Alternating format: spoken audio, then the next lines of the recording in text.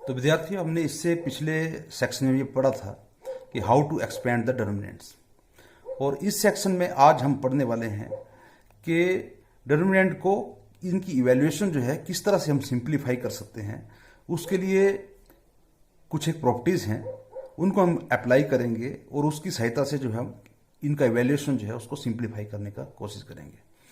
और प्रॉपर्टीज़ जो है ये किसी भी ऑर्डर के लिए अप्लाई होती हैं। साथ में इन प्रॉपर्टीज़ का ये है मुख्य उद्देश्य कि हम जो है किस तरह से किसी रो या डिटर्मिनेंट जो उसका कॉलम है उसमें जो हम मैक्सिमम नंबर ऑफ जीरोस लाएं।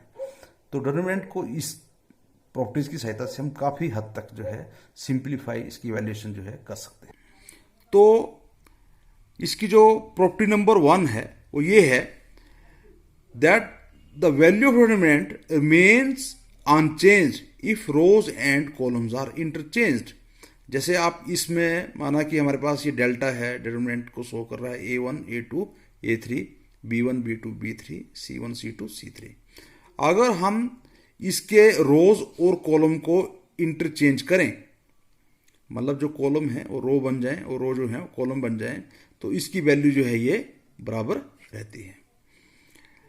इसके बाद प्रॉपर्टी नंबर 2 जो है इसमें ये है कि if any two rows or columns of determinant are interchanged then sign of the determinant changes.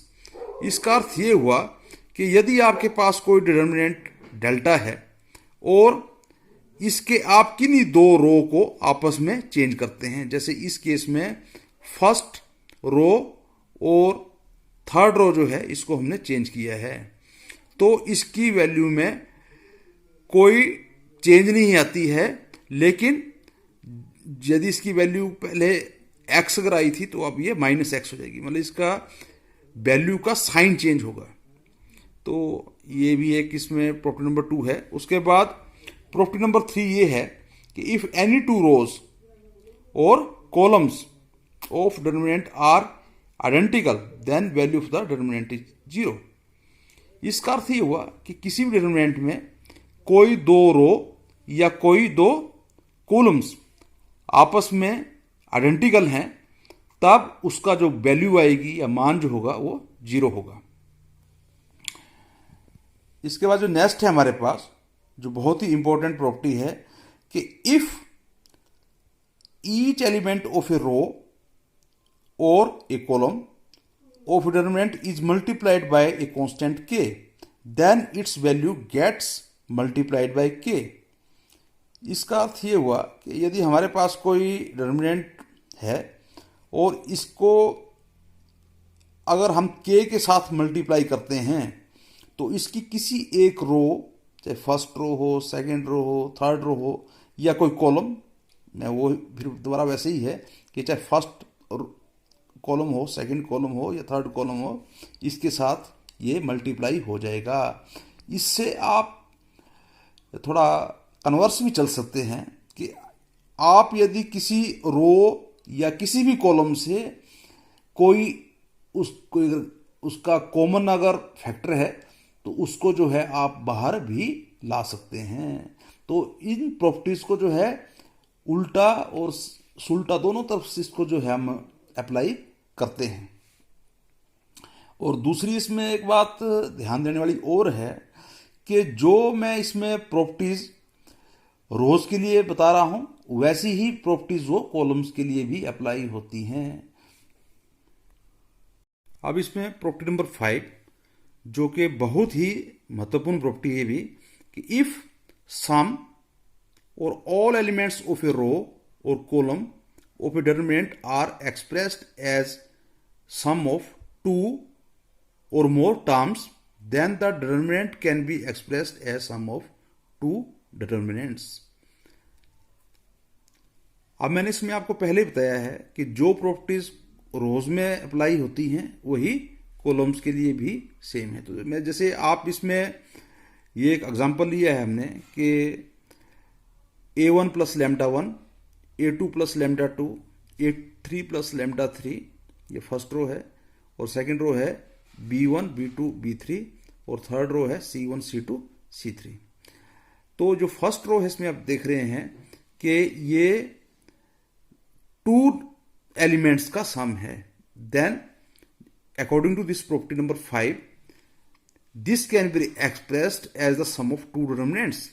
मतलब हम इसके A1, A2, A3 इसके ये पहले जो भाग जो है ये लिए, और सेकंड रो और थर्ड रो सेम है, और सेकंड जो हमारे पास डिटरमिनेंट इसमें बना वो जो इसका सेकंड पार्ट है λ1, λ2, λ3, तो ये लिया, और उसके बाद सेकंड रो और थर्ड रो सेम है। तो ये प्रॉपर्टी नंबर 5 है दैट आप किसी रो में अगर एलिमेंट्स उसके एलिमेंट्स के सम के रूप में लिखा है, then that determinant can be break up into 2 different determinants. इसी तरह से ये सेकंड रो में भी हो सकता था, थर्ड रो में भी हो सकता था, और ये फर्स्ट कॉलम में भी हो सकता था, सेकंड कॉलम में भी हो सकता था, और थर्ड कॉलम में भी हो सकता था। तो ये इक्वली उन सब के लिए अप्लाई होगा। अब हमारे पास प्रॉपर्टी नंबर 6 है जो कि इसकी लास्ट प्रॉपर्टी है, लेकिन ये सबसे ज्यादा महत्वपूर्ण है इसमें। ये property number 4, 5 and 6 they are of great importance. According to this property number 6, if to each element of any row or column of a determinant, the equimultiples of corresponding element of other rows or column are added, then value of determinant remains the same. That is, the value of determinant remains same if we apply the operation. अब ये एक बहुत ही महत्वपूर्ण property है। ज़्यादातर जो determinant की evaluation जो है वो इसमें ये प्रॉपर्टी नंबर 6 जो है अप्लाई होती ही है।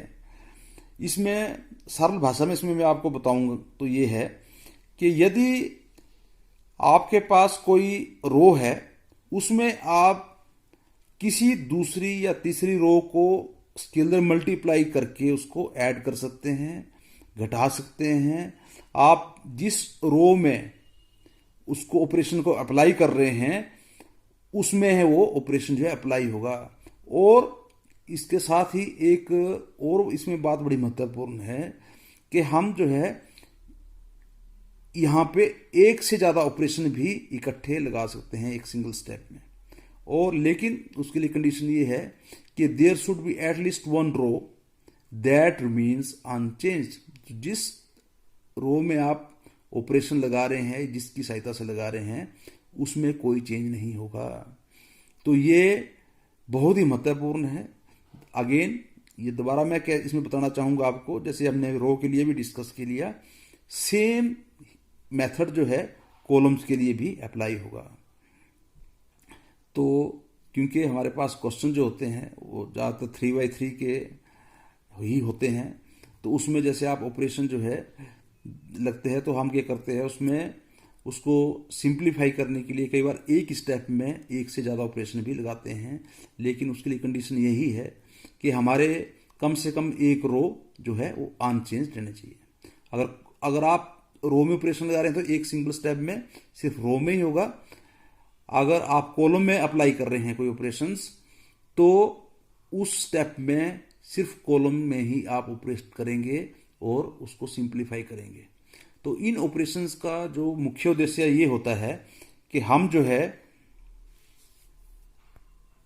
मैक्सिमम नंबर ऑफ जीरोस जो हैं रोज और कॉलम्स में लेके आए। तो आज हमने ऑपरेशंस के बारे में पढ़ा। इसके बाद कल जो है हम इन 6 प्रॉपर्टीज को जो डिफरेंट हमारे पास क्वेश्चंस हैं उसमें एक्सरसाइज नंबर 4.2 उसमें अप्लाई करने का प्रयास करेंगे।